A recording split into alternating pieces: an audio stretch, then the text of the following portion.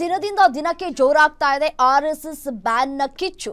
ವಿವಾದ ಹೆಚ್ಚಾಗ್ತಾ ಇದ್ದಂತೆ ಪ್ರಿಯಾಂಕ್ ಖರ್ಗೆ ಮಾತುಗಳನ್ನಾಡಿದ್ದಾರೆ. ಗ್ಯಾರಂಟಿ ನ್ಯೂಸ್ಗೆ ಎಕ್ಸ್ಕ್ಲೂಸಿವ್ ಆಗಿ ಮಾತನಾಡಿದ್ದಾರೆ ಪ್ರಿಯಾಂಕ್ ಖರ್ಗೆ.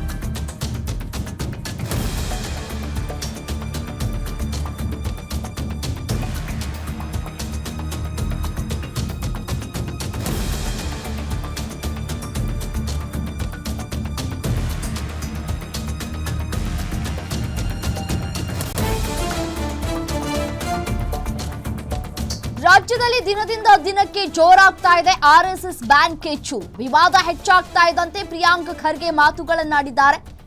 ಗ್ಯಾರಂಟಿ ನ್ಯೂಸ್ಗೆ ಪ್ರಿಯಾಂಕ್ ಖರ್ಗೆ ಎಕ್ಸ್ಕ್ಲೂಸಿವ್ ಮಾತು. ಆರ್ಎಸ್ಎಸ್ನವರು ಅವರ ಆಚರಣೆ ಅವರ ಮನೆಯಲ್ಲಿ ಮಾಡ್ಕೊಳ್ಳಿ, ಯಾರು ಬೇಡ ಅಂತ ಹೇಳ್ತಾರೆ. ಸರ್ಕಾರಿ ಸ್ಥಳಗಳಲ್ಲಿ, ಮುಜರಾಯಿ ಸ್ಥಳಗಳಲ್ಲಿ ಬೇಡ ಅಂತ ಹೇಳಿ ಪ್ರಿಯಾಂಕ್ ಖರ್ಗೆ ಹೇಳ್ತಾ ಇದ್ದಾರೆ. ಆರ್ಎಸ್ಎಸ್ ರಿಜಿಸ್ಟರ್ ಆಗಿದ್ರೆ ನನಗೆ ಒಂದಾದ್ರೂ ಕಾಪಿ ಕೊಡಿ, ನಮ್ಮಲ್ಲಿ ಒಡಕು ಸೃಷ್ಟಿ ಮಾಡಬೇಕು, ಆಳ್ಬೇಕು, ಇಷ್ಟೇ ಅವರ ಉದ್ದೇಶ. ಮೋಸ್ಟ್ ಸೀಕ್ರೆಟ್ ಆರ್ಗನೈಸೇಷನ್ ಆರ್ಎಸ್ಎಸ್, ಅದರ ಕೈಗೊಂಬೆ ಬಿಜೆಪಿ. ನಾನು ಹಿಂದೂ ಧರ್ಮದ ವಿರೋಧಿಯಲ್ಲ, ಆರ್ಎಸ್ಎಸ್ ನ ವಿರೋಧಿ ಅಂತ ಹೇಳ್ತಾ ಇದ್ದಾರೆ. ಮಲ್ಲಿಕಾರ್ಜುನ ಖರ್ಗೆ ಅವರು ಗೃಹ ಸಚಿವರಾಗಿದ್ರು. ಆಗ ಆರ್ಎಸ್ಎಸ್ ಕಚೇರಿಗೆ ಹೋಗಿದ್ದಾರೆ ಅಂತ ಫೋಟೋ ತೋರಿಸ್ತಾರೆ. ಗೃಹ ಸಚಿವರಾಗಿ ಅವರು ಅಲ್ಲಿ ಹೋಗಿ ತಾಕೀತನ್ನ ಮಾಡಿದ್ರು ಅಂತ ಹೇಳ್ತಾ ಇದ್ದಾರೆ. ಅಂದು ಶಾಖೆಗೆ ಹೋಗಿದ್ದಲ್ಲ, ತಾಕೀತು ಮಾಡೋದಕ್ಕೆ ಹೋಗಿದ್ದು ಅಂತ ಸ್ಪಷ್ಟನೆಯನ್ನ ಕೊಟ್ಟಿದ್ದಾರೆ ಗ್ಯಾರಂಟಿ ನ್ಯೂಸ್ಗೆ ಪ್ರಿಯಾಂಕ್ ಖರ್ಗೆ. ಇವರಿಗೆ ಕನ್ನಡ ಬರೋದಿಲ್ಲ. ನನ್ನ ಪತ್ರದಲ್ಲಿ ಭಾಳ ಸ್ಪಷ್ಟವಾಗಿದೆ, ಸರ್ಕಾರಿ ಇಲ್ಲಿ ಆವರಣಗಳಲ್ಲಿ ಮಾಡಬಾರ್ದು ಅಂತ ಮಾಡಿ. ನಾನೆಲ್ಲಿ ಹೇಳಿದ್ದೀನಿ ಆರ್ ಎಸ್ ಎಸ್ ಬ್ಯಾನ್ ಆಗಬೇಕು ಅಂತ? ಈ ನಮ್ಮ ಅದು ಸರ್ಕಾರದ ಆವರಣಗಳಲ್ಲಿ ಮಾಡಬಾರ್ದು ಅಂತ ನಂದು ಪತ್ರ ಇದೆ ಅಷ್ಟೇ. ಕನ್ನಡನ ಕರೆಕ್ಟಾಗಿ ತಿಳ್ಕೊಳಕ್ಕೆ ಹೇಳಿ ಇವರಿಗೆ. ಸರ್, ಇವತ್ತು ವಿಜಯನಗರ ಹಿಡಿದುಕೊಂಡು ಎಲ್ಲರೂ ಕೂಡ ಬಿ ಜೆ ಪಿ ನಾಯಕರು ಆರೋಪವನ್ನು ಮಾಡ್ತಿರುವಂಥದ್ದು ನೆಹರು ಗಾಂಧಿಯಿಂದ ಆಗಿಲ್ಲ, ಇಂದಿರಾ ಗಾಂಧಿಯವರಿಂದ ಆಗಿಲ್ಲ, ಪ್ರಿಯಾಂಕ್ ಖರ್ಗೆ ಅವರಿಂದ ಆಗತ್ತಾ? ಸಿ ಎಂ ಸಿದ್ದರಾಮಯ್ಯವರು ಮಾಡ್ತಾರ? ಮೊದಲನೇದಾಗಿ ನಾನು ಹೇಳ್ದಂಗೆ ಇವರಿಗೆ ಇವ್ರ ಇತಿಹಾಸನೇ ಗೊತ್ತಿಲ್ಲ. ಪಟೇಲ್ ಅವರು, ನೆಹರು ಅವರು ಬ್ಯಾನ್ ಮಾಡಿದರು. ಇವರೇ ಹೋಗಿ ಕೈಕಾಲು ಬಿದ್ದು ನಾವು ಧ್ವಜವನ್ನು ನಾವು ಗೌರವಿಸ್ತೀವಿ, ಸಂವಿಧಾನವನ್ನು ಗೌರವಿಸ್ತೀವಿ ಅಂತ ಕೈಕಾಲು ಬಿದ್ದಾದಮೇಲೆ ಅವ್ರ ಮೇಲೆ ನಿಷೇಧವನ್ನು ಏನು ಹಾಕಿದ್ದನ್ನು ಅದನ್ನು ತೆರವು ಮಾಡಿದ್ದು.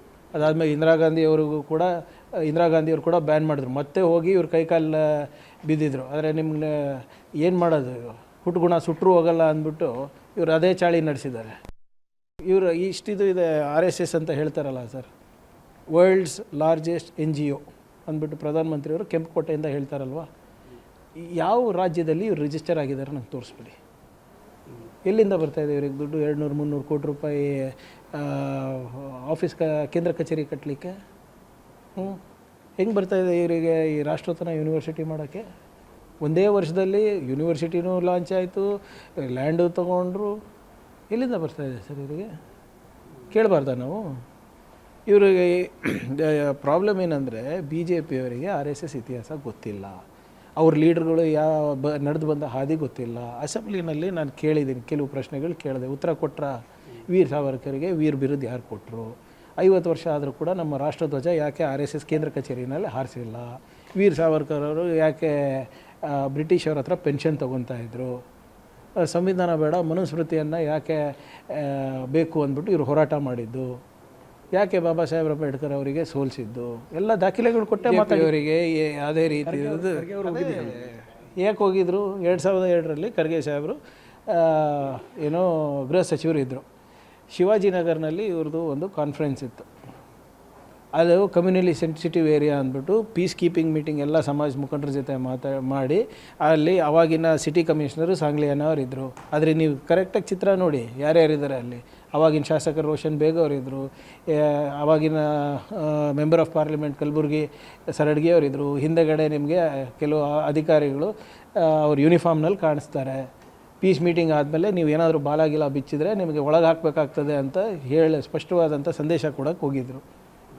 ಆಹ್ವಾನ ಕೊಟ್ಟಿದ್ದಾರೆ ಅಂತ ಹೇಳ್ತಾರಲ್ಲ, ಎಲ್ಲಿದೆ ಆಹ್ವಾನ ಪತ್ರ ಕೊಡೋಕ್ಕೆ ಹೇಳಿ? As home minister he did is duty. Shivajinagar ಅಂತ ಏರಿಯಾನಲ್ಲಿ RSS ಅವರು ಆವಾಗ ಕನ್ವೆನ್ಷನ್ ಮಾಡ್ತಾಯಿದ್ರು, ಕಾನ್ಫರೆನ್ಸ್ ಮಾಡ್ತಾಯಿದ್ರು. ಅದು ಈಗಲೂ ನಡೀತದಲ್ಲ, ಎಷ್ಟೊಂದು ಕಡೆ ಜಯಂತಿಗಳು ಮಾಡಬೇಕಾದ್ರೆ ಅದು ಮಾಡಬೇಕಾದ್ರೆ ಪೀಸ್ ಕಮಿಟಿ ಮೀಟಿಂಗ್ ಆಗ್ತದಲ್ಲ.